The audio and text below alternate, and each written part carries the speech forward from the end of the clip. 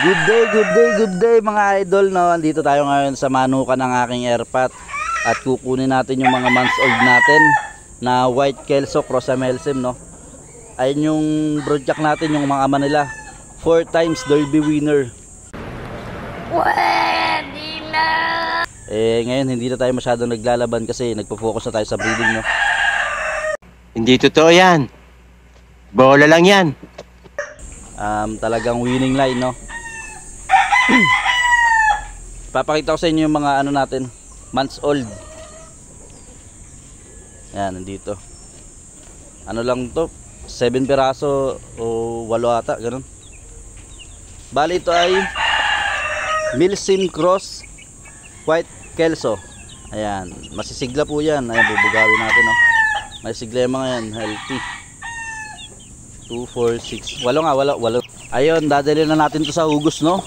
At doon na natin sila aalagaan.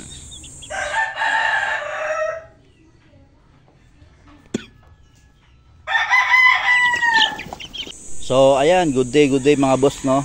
Nakuha na natin yung ating month old sa baklaran sa manukan ng aking airpat. Bali, hindi ko muna ito i-out sa mga naghahanap ng months old sa akin.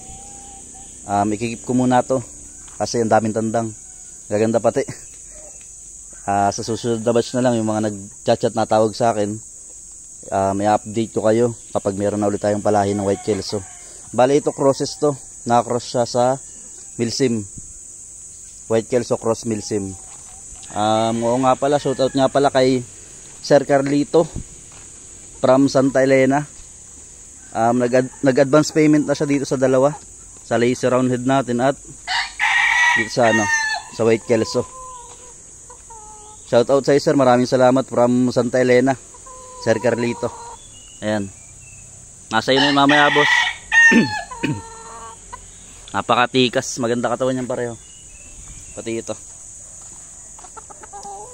Pero bakit bakit ayaw niyong kunin si Bulik?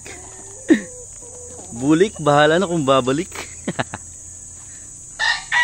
Ang palo niyan ay pang 24M, ba't ayaw niyong kunin? Ayan, pasya lang kayo dito mga boss, meron pa tayong available na mga sweater. Ayan, magkapatid yan, dalawa na yan.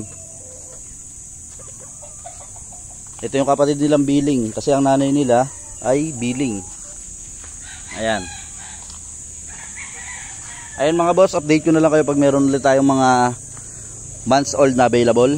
Pasensya na, hindi ko muna ito i-out, keep ko muna to. Yun lang. Thanks, bye bye.